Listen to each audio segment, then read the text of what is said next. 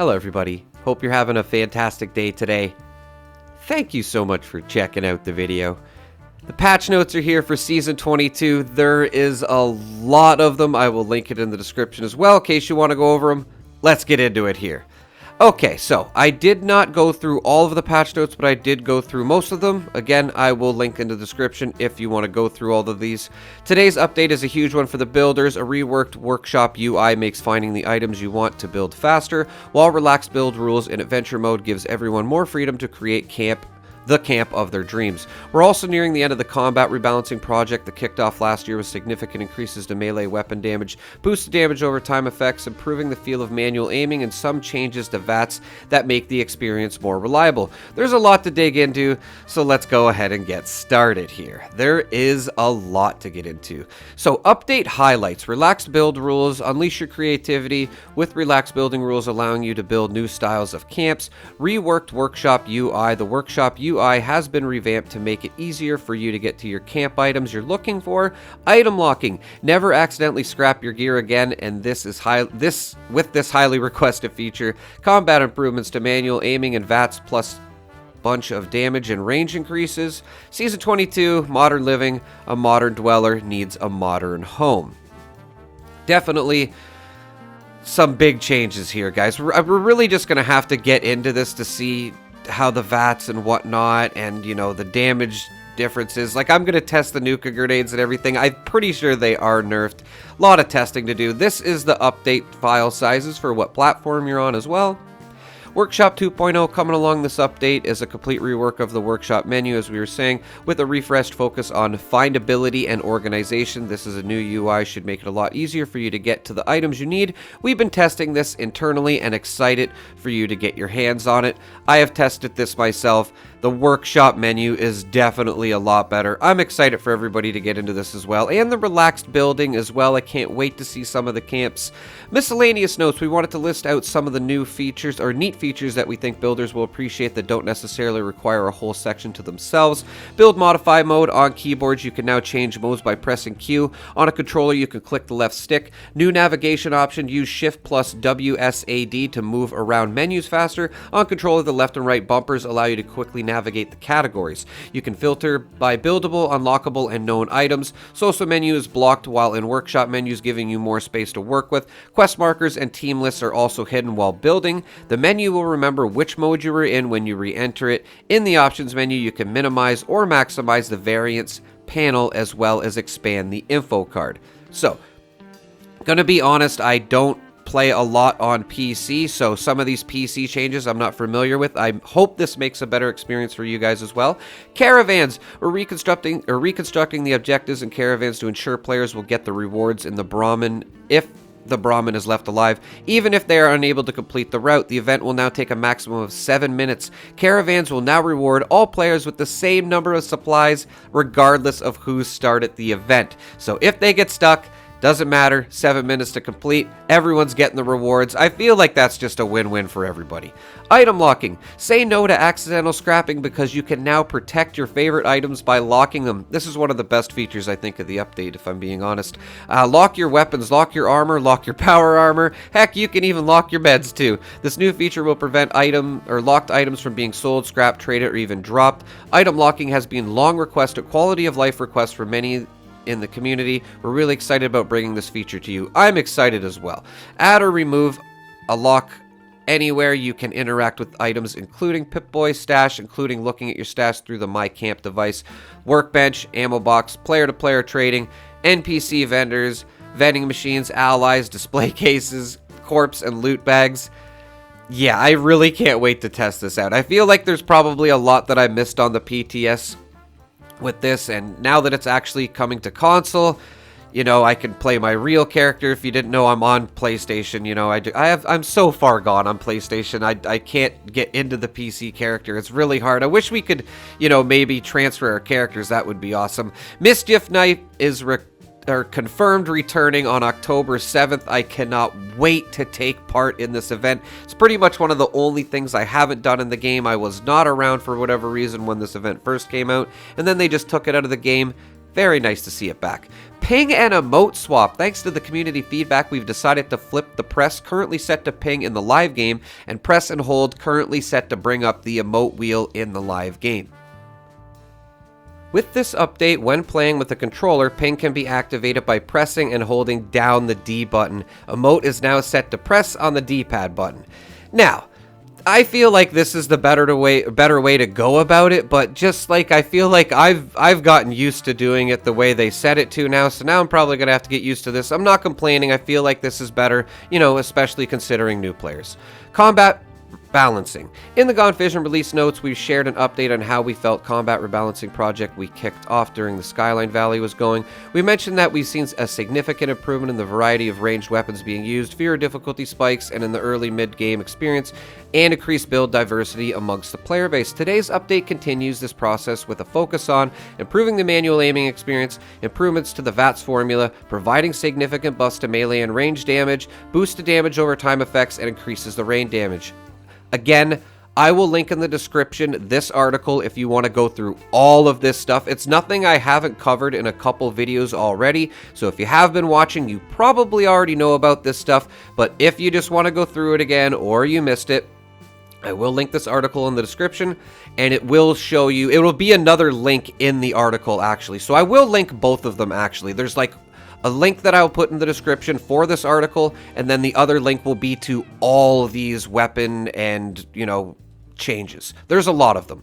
Manual aim improvements. We've made changes to all ranged weapons to improve players' ability to hit targets outside of VATS. These changes vary by weapon and include smaller cone of fire, reduced recoil, additional shots can be fired before reaching peak recoil, cone of fire now increases less as a result of moving, reduced cone of fire while crouching/sneaking, reduced cone of fire while aiming down sights. Spin-up weapons such as a minigun and Gatling laser now have reduced recoil after firing for a short period of time, reduced camera movement for many weapons actions in first-person view. This includes firing, reloading, and post-fire actions such as bolt action animations. Medium and long scopes have additional zoom levels. Press the VATS button to toggle between 2 or 3 zoom levels depending on the scope.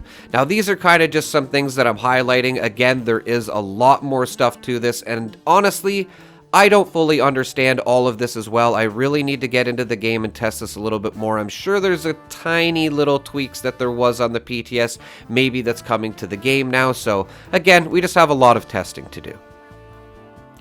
VATS, the formula for calculating hit chances in VATS has been rewritten to be more consistent and intuitive. Overall, hit chances with most weapons will be higher, distance smaller, and more difficult enemies will sometimes be harder to hit. Here's a basic overview of how it works. The formula begins with an assumption of a max hit chance, 95%. Various factors reduce your hit chance, such as distance to the target, visibility of the target, difficulty of hitting each target, body parts, your weapons range, cone of fire, recoil, fire rate, etc. Perk weapons, mods, etc. can improve each of these factors or directly increase your hit chance. Perception reduces some of the penalties of a large cone of fire and long distance to the target relative to your weapon's maximum range.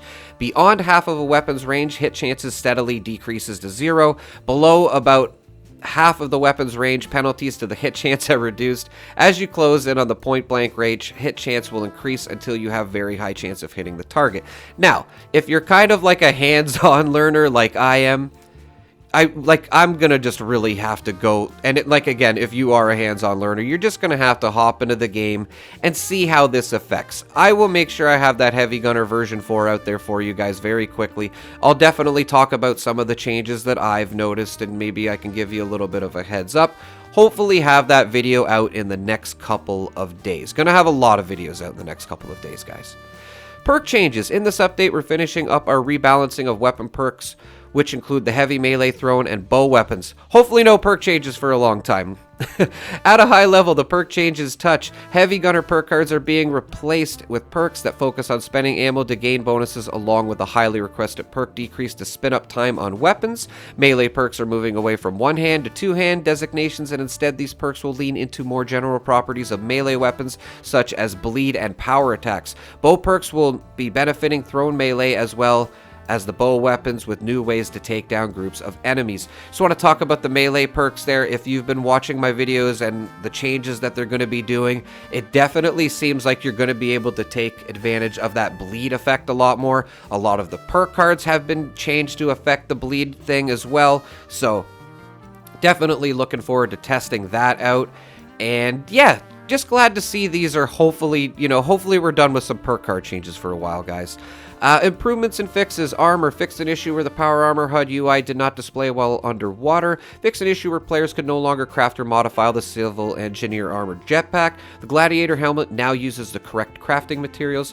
Fixed several issues with armor names displaying incorrectly when modified. So yeah, a lot of changes here, guys. Still got about another 4 minutes to go through. I just want to say thank you if you're still watching, and please let me know what you guys think of these changes. Myself, I'm really just going to have to get into the game and see what happens. Books and magazines. Tesla Science 4 now affects Ultrasight Gatling Laser ammo count. So that's good to know. Just a tiny little change there. There is a bunch of camp changes here, guys. I'm not going to go through them all. Definitely some changes to the Tiki stuff as well here, as most of this stuff seems to be surrounded around. Not going to go through all of that. If you want to, pause the video, you can go through all that if you like, or just check out the description as well. I will have this linked in there. Fishing. Inspecting a fish now shows how many of them you have caught. Dev note, this stat is unfortunately not retroactive and will only count for the fish after the patch. Fixed an issue that could cause the fishing rod to become invisible after catching a fish. Fixed an issue where players could enter VATS while fishing. Fixed an issue that could cause highlighting the whole fishing rod in the modify menu when changing skins. Yeah, never experienced that myself. Maybe that's a PC thing. If anybody knows about, accessing the VATS while fishing, that could definitely be useful, because I would be fishing and some enemies would come at you. You gotta hop out of it. I don't know if you could hit them or whatever. I just find that kind of funny.